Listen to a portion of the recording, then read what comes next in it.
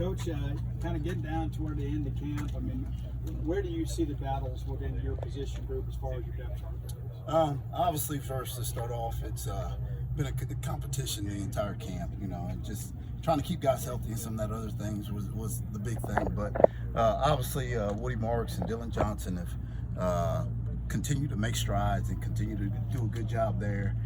Simeon Price also has come along. Get JJ back from injury and also Bulls. So right now it's a continual battle all the way till next week, but hopefully I have a plan and idea coming into next week. You mentioned Simeon. How impressed have you been with him so far? He's done an unbelievable job. Like I mentioned earlier, I think Simeon's obviously bought in. Unfortunately, he had to go through an injury last season, but I've been proud of him. He's mature, has a great routine, comes out and works each and every day. His work ethic's been great, and obviously it's showing on the field. When you think about a guy like Simeon, when he has an injury, you hate to see any kid get hurt. But have you seen maybe a new hunger, maybe a new love for the game for him since he's been healthy again? Yeah, most definitely. When he got injured, and we had a chance to chit-chat a little bit, and we talked about it, and then he goes, I became more of a student of the game, and, I didn't take anything for granted now. And he's come out, and each day he's hungry to go out there and perform and do the best he possibly can, and so I've been proud, really, really proud of him. Talk about Woody and Dylan, just how they feed off of each other and the leadership they bring. And it seems like they have not so much competing for who starts, because both are going to play a ton, but it seems like they push each other. Absolutely, and so that was a big point of emphasis when I came and took over.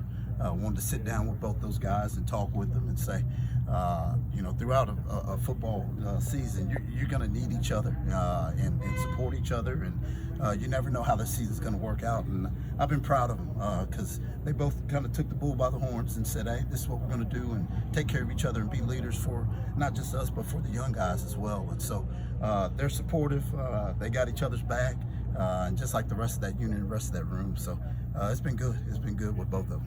Some unnamed sources on defense say that the biggest trash talker on the offensive side of the football is Coach Washington.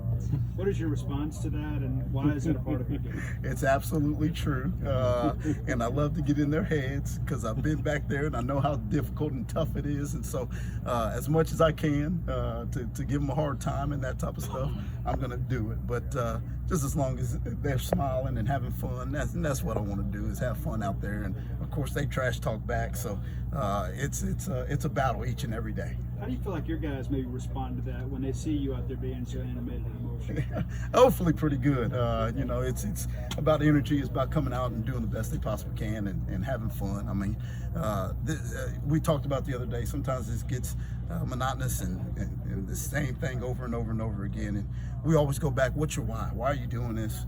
What's going to motivate you and that type of stuff. And so obviously I got to be a leader on the team, and they feed off my energy. So I got to make sure that I come out and bring it each and every day, not just for myself, but for that unit and for this team. Pass protection is such a big thing in this offense. How do you see them coming along in that aspect of it? Yeah, they're coming along, doing each and every day. It's been a point of emphasis for us, and especially with Woody Marks and Dylan and breaking each other down. And I'll tell you this, that I've been proud of the way whenever we're watching film and that type of stuff, where they're able to critique each other. And I said, I just want you to coach each other. Tell me what you did that was good. Tell me what you did that was bad.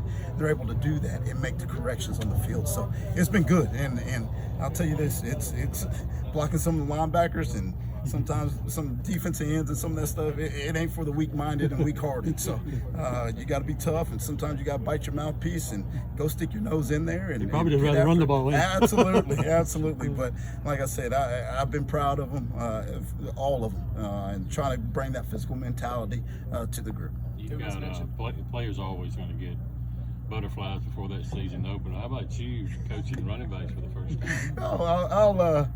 I'll be a little nervous, but at the same time, I'm going to be excited to see those guys tote the rock and do those special things, and hopefully multiple times get into that end zone. And I'll tell you this, I'll be the first person to give them a hug, whether I'm on the field or in the box. I'll have to maybe run on down and come and give them a hug, but I'll be the first one to congratulate them. Earlier in camp, it was kind of mentioned that some of the state's best packages could involve 2 running backs.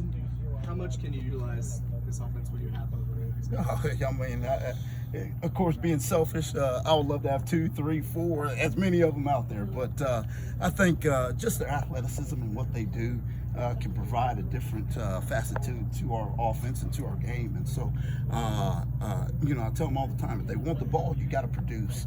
And so I think the more that we get into multiple backs out there and they're able to produce, the more we're going to do it. Appreciate it. Thank you.